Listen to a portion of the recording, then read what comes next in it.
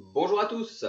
Alors, on se retrouve pour la correction de l'exercice 4. On vous demande cette fois-ci donc d'encadrer le nombre 5,892 et suivant les questions, ce sera à vous de trouver combien il faut de chiffres après la virgule. Alors, je rappelle que encadrer du coup c'est avec les symboles inférieurs à, lui est inférieur à lui, qui lui est inférieur à lui. Question 1, c'est on vous demande d'encadrer à l'unité. Donc, ça veut dire qu'on veut que des unités, donc des entiers, pas de chiffres après la virgule. Donc, c'est les nombres 1, 2, 3, 4, etc. Donc, je rappelle que quand on encadre, on veut les nombres qui sont les plus proches possibles. Lequel est le plus proche de 5,892? Légèrement en dessous, c'est 5. Très bien. Et celui qui est au-dessus légèrement, c'est 6. Très bien. Alors, ça me fait penser à quelque chose que je vous ai dit déjà dans le cours, mais du coup, vu que je vous l'ai dit dans le cours, je vous l'ai dit qu'une fois, je vous pose la question là comme ça en bonus pour la vidéo. Si je vous demandais un encadrement de 5 à l'unité près, ce serait entre quoi et quoi? On met pause sur la vidéo et on réfléchit. Oui, très bien. Ce serait entre 4 et 6. Donc, attention, vous voyez, là, on a pu réutiliser 5 parce qu'on avait 5, quelque chose. S'il n'y a rien, du coup, on est entre 4 et 6 et plus entre 5 et 6. Voilà pour le petit bonus. On passe à la question 2. La question 2, c'est même chose encadré, mais au dixième. Donc, ça veut dire avec un chiffre très bien après la virgule. Donc, là, on sait qu'on va avoir du 5, là, on a 8, 9.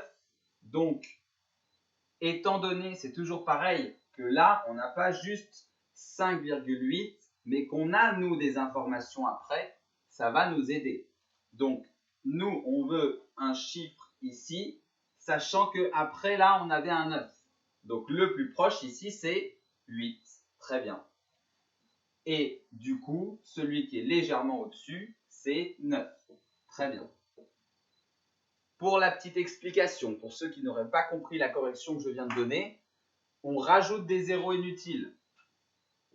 D'accord? Puisque là, on a 3 chiffres. On va rajouter 2 zéros après la virgule. On va rajouter 2 zéros inutiles. Comme ça, on a 3 chiffres après la virgule de chaque côté.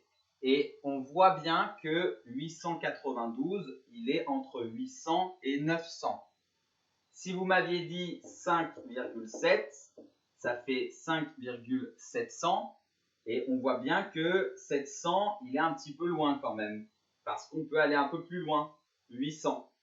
D'accord? Pourquoi? Parce qu'on a le 9 et le 2 après qui nous donnent une indication. Ensuite, question 3. Cette fois-ci, on vous demande au centième. Donc, au centième, ça veut dire avec 2 chiffres après la virgule. Donc, là aussi, étant donné que nous, là, on en a un troisième, ça va nous donner des informations. Donc, le plus petit, c'est lequel? C'est du coup, là, imaginons, on a 892. D'accord? Et on veut savoir, au centième, oui. On veut savoir entre quoi et quoi, en fait, 892, il est compris. Mais avec 2 chiffres. Donc, ça veut dire qu'on aura forcément un 0. Il est compris entre 890, ok? Après, il y a 892. Et après, du coup, il y a donc 900. Alors là, je sais, c'est un peu particulier parce que au-dessus de 89, c'est 90. Donc là, lui aussi, c'est un 0. D'accord? Donc je répète, on regarde quand même le 2 qui fait qu'on a du coup 8, 9 qu'on peut réutiliser parce que là, on a un 0 et du coup, le 2, on sait qu'il va être supérieur. Ok?